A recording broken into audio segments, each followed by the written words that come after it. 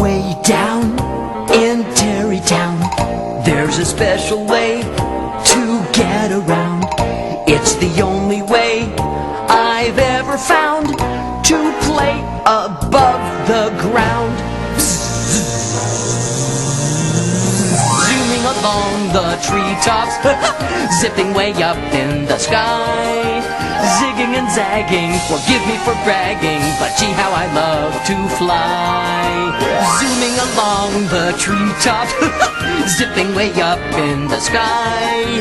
Zip, zip, zoom-a-loom, zig-zag, zig-a-zoom, gee how I love to zip, zip, zoom-a-loom, zig-zag, zig-a-zoom, gee how I love to fly.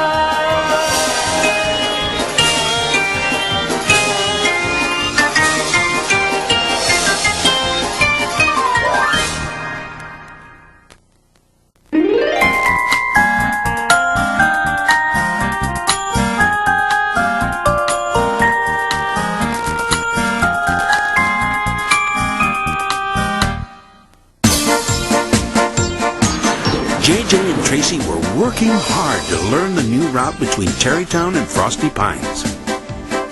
They studied the flight plan every day until they knew each and every mile by heart. Frosty Pines was a plum of an assignment. And any day now, either JJ or Tracy would be named to fly the route for Easy Airlines. The village of Frosty Pines was a beautiful ski resort in the northern mountains. Herky, who was an expert skier, loved the place. Every winter he spent every spare moment skiing its magnificent slopes. In fact, the peppy little helicopter was known far and wide as the Ski King of Frosty Pines. The big day for JJ and Tracy finally arrived. Easy O'Malley was ready to announce his choice for the Frosty Pines route. He studied the little jets' faces, scratched his chin, and said, "You've both trained so hard. I'm faced with an impossible decision. I suggest we flip a coin to decide." "That sounds fair to me," JJ said. "Sounds fair to me, too," said Tracy. Easy O'Malley flipped the coin. While it was in the air, JJ called tails. The airline owner examined the coin and said, "Better luck next time, JJ. It's heads. That means Tracy gets to fly the new route." Next morning, as she took off for Frosty Pines, Tracy was very excited.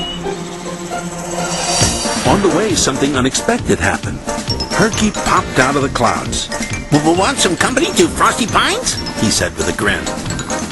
All the way there, Herky talked non-stop about his skiing, his cross-country skiing, his alpine skiing, his ski jumping, his ski medals and ski ribbons, his favorite ski runs. By the time they reached Frosty Pines, Tracy was ready for a little peace and quiet. As she circled to land, Herky took off for the snowy slopes. Back at Terrytown Airport, JJ told Big Jake how disappointed he was over not getting the Frosty Pines route.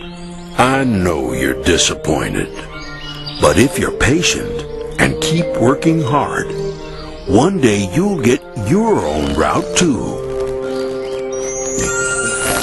After a long layover, Tracy began her return trip to Terrytown. She was only a few miles from Frosty Pines when she heard Herky call out, Hey, Tracy, wait up!" All the way home, Tracy listened as Herky talked and talked and talked about his great day of skiing.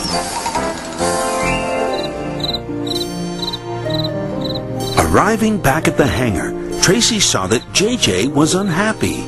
"JJ, you're upset about not getting the Frosty Pines route, aren't you?" she said.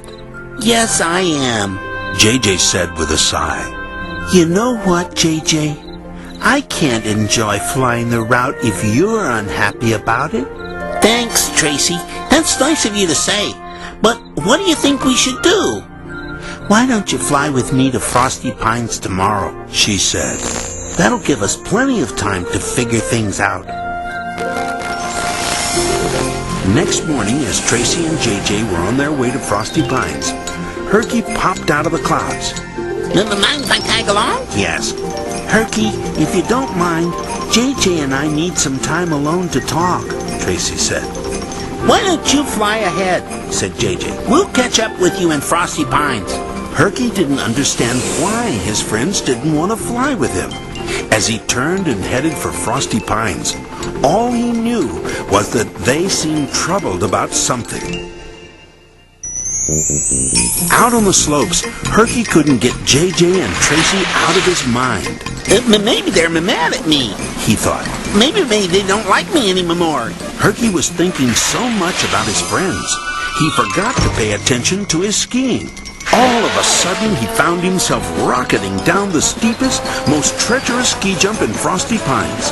Faster and faster he sped downward. Then, zooming off the end of the jump like a lopsided cannonball, he tumbled and toppled higgledy-piggledy through the air. And before he could right himself, he landed kersplat! Oh! Rotors first in a mound of soft snow. He wasn't hurt, but he was hopelessly stuck upside down in the cold, cold snow. Herky examined his predicament, then muttered to himself, How embarrassing. By the time JJ and Tracy arrived, a huge crane was about to lift Herky out of the snow. Herky, are you all right? Tracy asked. I think so, Herky said. Anything we can do to help? Asked JJ. Well, yes. Herky said, his teeth chattering from the cold.